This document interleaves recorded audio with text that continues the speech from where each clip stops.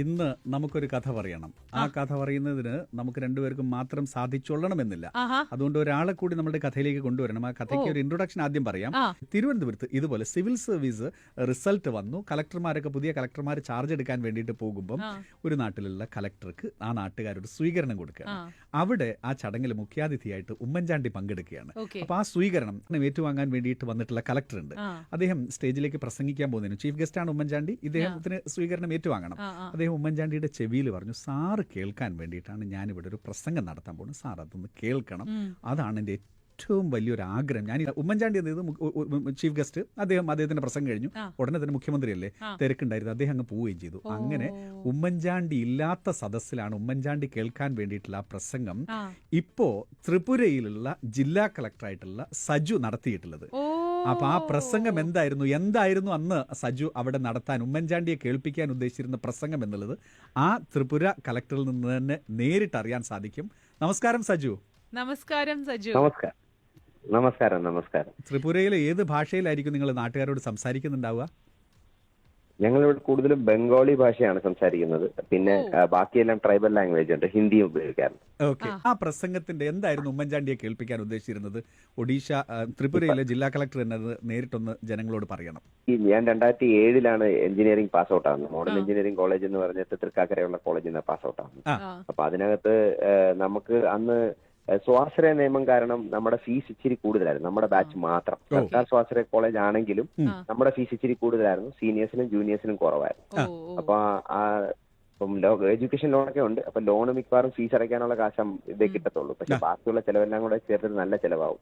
Final year ആയപ്പോഴത്തേക്ക് സാമ്പത്തികമായിട്ട് ഒട്ടും മുന്നോട്ട് പോകാൻ പറ്റാത്ത ഒരു അവസരത്തിൽ ഉപ്പ പറഞ്ഞതാണ്, ജനസമ്പർക്ക പരിപാടിയൊക്കെ നടക്കുന്ന സമയത്ത് അപ്പൊ മുഖ്യമന്ത്രിക്ക് ഒരു കത്ത് എഴുതാം. ഒരു കാര്യം ചോദിച്ചോട്ടെ, ഉപ്പ കോൺഗ്രസ്സുകാരനോ അല്ലെങ്കിൽ ഉമ്മൻചാണ്ടിയായിട്ട് ഏതെങ്കിലും തരത്തിലുള്ള അടുപ്പോ സൗഹൃദമുള്ള വ്യക്തികൾ ആരെങ്കിലും ആണോ? ഒട്ടുമല്ല. ഉപ്പ തിരുവനന്തപുരം എയർപോർട്ടിലെ ഒരു ടാക്സി തൊഴിലാളിയാണ്. അപ്പം അങ്ങനെ പാർട്ടിയായിട്ടൊന്നുമില്ല, തൊഴിലാളി സംഘടനയിലുണ്ട്. അത് കോൺഗ്രസ് തൊഴിലാളി സംഘടനയല്ല. അങ്ങനെ ഉപ്പ പറഞ്ഞു മുഖ്യമന്ത്രിക്ക് നമുക്കൊന്ന് ഒരു പരാതി കൊടുത്തേക്കാന്നുള്ളത്.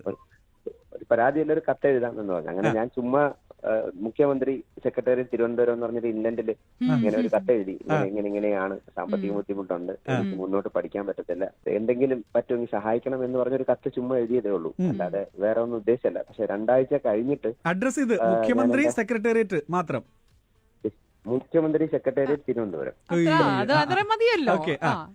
ഇത്രയും.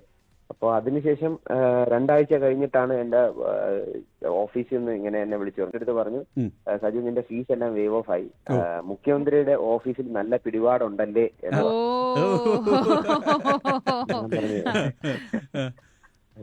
അങ്ങനെയാണ് എന്റെ ഫൈനൽ ഇയർ കഴിഞ്ഞത്. പക്ഷെ അപ്പോഴൊന്നും ഞാനൊരു നന്ദി അദ്ദേഹത്തിന് പറയാനോ ഒരു കത്തെഴുതാനോ ഞാൻ ശ്രമിച്ചിട്ടില്ല. സർവീസിന്റെ പ്രിപ്പറേഷൻ ആയി. സജു എന്ന ഒരു സ്റ്റുഡന്റിന് മാത്രം അങ്ങനെ ഒരു ഇളവ് അത് എങ്ങനെ സാധിച്ചു? ഇതൊക്കെയാണ് ചോദ്യം. എങ്ങനെ സാധിച്ചെന്ന് എനിക്ക് അറിയില്ല. അപ്പൊ ഞാനൊരു ജില്ലാ കളക്ടറാണ് ഇപ്പോ. എന്റെ അടുത്ത് ഇങ്ങനെ ഒരു സാധനം വരികയാണെങ്കിൽ ഞാൻ സ്വാഭാവികമായി ചെയ്യുന്നത്, ഞാൻ എന്റെ ബാക്ക്ഗ്രൗണ്ട് ചെക്ക് ചെയ്യും, ആരാണ് ആപ്ലിക്കന്റ് എന്ന് ചെക്ക് ചെയ്യും, അയാളുടെ സാമ്പത്തിക സ്ഥിതി ചെക്ക് ചെയ്യും, ജെന്യൂൻ ആണോ എന്ന് ചെക്ക് ചെയ്യും, ഇങ്ങനെ ഒരു സഹായം ചെയ്താൽ എന്തൊക്കെ ഇമ്പാക്ട് ഉണ്ടെന്ന് ചെക്ക് ചെയ്യും. അതൊരു 3-4 മാസം എടുക്കും. പിന്നെ എവിടെ നിന്ന് പൈസ ഉണ്ടാക്കണം, ഇതെല്ലാം ചെയ്യും.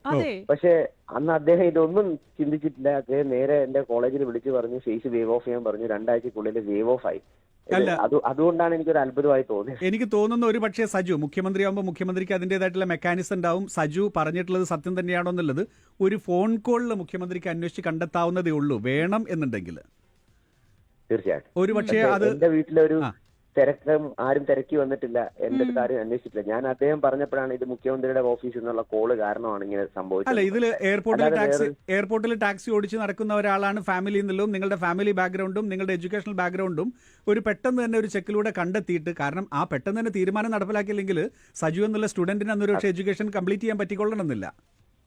തീർച്ചയായിട്ടും. ഒരൊറ്റ കത്തിന്റെ പുറത്ത് വേറൊന്ന് പോയി കാണുകയോ വേറെ ശുപാർശയോ വേറെ MLA കാണോ ഒന്നും ചെയ്യാതെ ഫീസ് വേവ് ഓഫ് ചെയ്തു. അങ്ങനെ എഞ്ചിനീയറിംഗ് പാസ്സാവുകയും ചെയ്തു. അപ്പൊ സജു നേരിട്ട് പിന്നെ അത് കഴിഞ്ഞിട്ട് അദ്ദേഹത്തിനെ കാണാനുള്ളൊരു സാഹചര്യമോ അങ്ങനെ എന്തെങ്കിലും ഉണ്ടായിട്ടുണ്ടോ? ഒരിക്കലും ഇല്ല.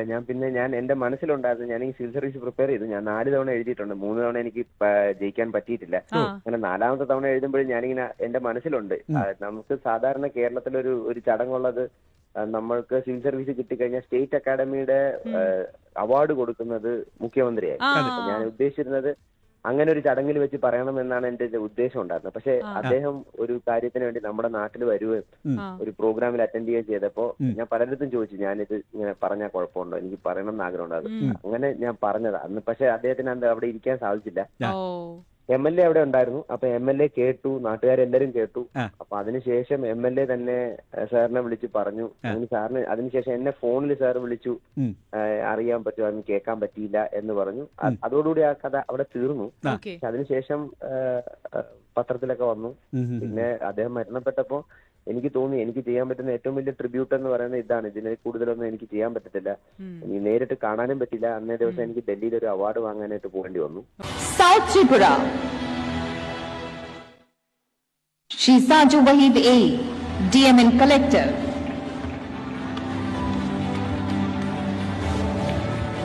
അതും ഒരു ഇതായിരുന്നു, നിമിത്തം പോലെ. അദ്ദേഹത്തിന്റെ മരണ ദിവസം തന്നെ ഞാൻ എന്റെ ജില്ലയ്ക്കുള്ള മികച്ച ജില്ലയ്ക്കുള്ള ഒരു അവാർഡ് വാങ്ങാൻ ഡൽഹിയിൽ, അതും രാഷ്ട്രപതിയുടെ കയ്യിൽ നിന്ന് അവാർഡ് വാങ്ങുമായിരുന്നു. എനിക്ക് തോന്നുന്നു ഉമ്മൻചാണ്ടിയുടെ മനസ്സിന് കിട്ടാവുന്ന ഏറ്റവും വലിയ സന്തോഷമായിരിക്കും ഈ ഒരു അദ്ദേഹത്തിന്റെ ഇടപെടലിലൂടെ ഒരു വിദ്യാർത്ഥി കോഴ്സ് കംപ്ലീറ്റ് ചെയ്യുന്നു, സിവിൽ സർവീസ് കംപ്ലീറ്റ് ചെയ്യുന്നു, അത് കഴിഞ്ഞിട്ട് ഡൽഹിയിൽ നിന്ന് രാഷ്ട്രപതിയുടെ മെഡൽ വാങ്ങുന്ന ആ ഒരു പ്രൗഡ് മൊമെന്റ്. ഇത് വിദ്യാഭ്യാസത്തിന് ആ ഒരു വ്യക്തി നൽകിയിട്ടില്ല. അതുപോലെ ഈ കമ്പാഷന്റെ കാര്യത്തിൽ ഒരിക്കലും ഉമ്മൻചാണ്ടിയുടെ സഭയല്ല, ഉമ്മൻചാണ്ടിയുടെ വോട്ടറല്ല, ഉമ്മൻചാണ്ടിയുടെ പാർട്ടിക്കാരനല്ല, ഉമ്മൻചാണ്ടിയുടെ മതക്കാരനോ അല്ലെങ്കിൽ ബന്ധുവോ സമുദായമോ ഒന്നുമല്ലാത്ത ഏതോ ഒരു വ്യക്തി ഒരു ഇൻലൻഡിൽ അയച്ചിട്ടുള്ള ഒരു കത്തിന് അതിനുടനടി റിസൾട്ട് ഉണ്ടാകുന്നു എന്നുള്ളതിൻ്റെ ഏറ്റവും വലിയ ക്ലാസിക് എക്സാമ്പിളാണ്, ഒരു ലിവിങ് എക്സാമ്പിളാണ് നമ്മുടെ മുന്നിലിപ്പോൾ ഒഡീഷ സബ് കളക്ടർ. ഒഡീഷയിൽ ഏത് ജില്ലയിൽ സജു? ഒഡീഷ അല്ല, ത്രിപുര. അയ്യോ സോറി, ത്രിപുരയിൽ ഏത് ജില്ലയിൽ?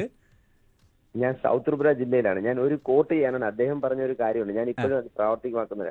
1000 പേർക്ക് ഒരു ഉപകാരം ചെയ്യുമ്പോ ഒരു 800 പേർക്ക് ഉപകാരം കിട്ടുമെങ്കിൽ അതങ്ങ് ചെയ്തേക്കണം. അതിനകത്തൊരു 200 പേർക്ക് ഫ്രോഡായിട്ട് വന്നാലും ആ 800 പേർക്ക് കിട്ടുമല്ലോ എന്നുള്ള ഇതില്. അത് തന്നെയാണ് ഞാൻ ഇപ്പോഴും ഇവിടെയും എന്റെ പ്രവൃത്തി മണ്ഡലത്തിൽ ഞാൻ അത് തന്നെയാണ് സ്വീകരിക്കുന്നത്. ചെയ്യാൻ പറ്റുമെങ്കിൽ ചെയ്യണം. അതിനകത്ത് ഇനി ബാക്കി ഡീറ്റെയിൽസ് ഒക്കെ നോക്കി വന്ന് ജെന്യൂൻ ആണോ നോക്കുന്നതിന് പകരം കുറച്ചു പേര് കൊണ്ടുപോകുമായിരിക്കും, പക്ഷെ ജെന്യൂൻ ആയിട്ടുള്ള കുറച്ചു പേർക്ക് ഇങ്ങനെ കിട്ടുമല്ലോ. അത് തന്നെയാണ് ഞാൻ ഇപ്പോഴും ശ്രമിക്കുന്നത്. അദ്ദേഹത്തിന്റെ അതേ ഇത് തന്നെ. ഞാൻ മുഖ്യമന്ത്രിയായിരുന്ന സമയത്ത് എനിക്ക് യാതൊരു പരിചയവുമില്ലാത്ത ഒരു കുട്ടിയുടെ കത്ത്. എന്റെ അച്ഛൻ്റെ തൊഴിലാളിയാണ്. ഞാൻ പഠിക്കുന്നു, പഠിക്കാൻ സമർത്ഥനാണ്. ആ ചെറിയ ഫീസ് പോലും കൊടുക്കാൻ അച്ഛന് സാധിക്കുന്നില്ല. അതുകൊണ്ട് എന്റെ വിദ്യാഭ്യാസം നിന്നു പോകും എന്ന് ഞാൻ സംശയിക്കുന്നു എന്ന് പ്രിൻസിപ്പളിനെ വിളിച്ച് ഞാൻ നേരിട്ട് പറഞ്ഞു. ഇങ്ങനൊരു കത്തെനിക്ക് കിട്ടിയിട്ടുണ്ട്. ആ കുട്ടിയുടെ ഫീസ് അടയ്ക്കണമെന്നുണ്ടെങ്കിൽ അത് ഇവിടെ നിന്ന് അടച്ചോളാം, ആ കുട്ടിയോട് ഇനി ചോദിക്കുന്നത് എന്ന് പറഞ്ഞു. 1-2 വർഷം കഴിഞ്ഞ് സിവിൽ സർവീസിൽ ഉന്നത വിജയം നേടിയവരെ അനുമോദിക്കാൻ വേണ്ടി ഒരു യോഗം വിജയിയുടെ നാട്ടിൽ വെച്ച് നടക്കുക. വിജയിയെ പ്രത്യേകം അഭിനന്ദിച്ചു. ഈ വിജയിച്ച കുട്ടി വന്നതിനോട് പറഞ്ഞു, യോഗപ്രധാനം വന്നിരിക്കാൻ പറ്റുമോ, എന്റെ മറുപടി പ്രസംഗം കൂടെ കേൾക്കാൻ പറ്റുമോ എന്ന് ചോദിച്ചു. വളരെ തിരക്കായി മറ്റൊരു പരിപാടി അപ്പോഴത്തേക്ക് സമയമായതുകൊണ്ട് ഞാനിങ്ങനെ പോരേണ്ടി വന്നു. പക്ഷെ അത് കഴിഞ്ഞ് ഞാൻ അറിഞ്ഞു, ഞാൻ അന്ന് ആ വിളിച്ചു പറഞ്ഞ ഫീസിന്റെ കാര്യം പറഞ്ഞ ആ കുട്ടിയാണ്. അത് പറയാൻ വേണ്ടിയായിരുന്നു എന്നോട് അവിടെ ഇരിക്കാൻ പറഞ്ഞത്. പക്ഷെ അങ്ങനെ ഞാൻ പ്രതീക്ഷിച്ചില്ല. ഞാൻ പെട്ടെന്ന് പോകേണ്ടി വന്നു. പക്ഷെ എന്നെ സംബന്ധിച്ചിടത്തോളം ആ കുട്ടി ഈ നിലയിലൊരു വിജയം നേടി എന്ന് പറഞ്ഞപ്പോ എനിക്ക് വളരെയധികം സന്തോഷം. ഒരു ഇൻലൻഡിൽ അയച്ച ഒരു ഒരൊറ്റ കത്തിന്റെ പുറത്ത് ഒരു കുട്ടിയുടെ ജാതകം തന്നെ മാറ്റിയിട്ട് ഇന്നിപ്പം ഇന്ത്യൻ പ്രസിഡന്റിൽ നിന്ന് മെഡൽ വാങ്ങുന്ന തരത്തിലേക്ക് ഉയർന്നിട്ടുണ്ടെങ്കിൽ ആ മനുഷ്യന്റെ ഒരു നന്മയും ദീർഘവീക്ഷണം. South Tripura. Shisaju Wahid A, DMN Collector.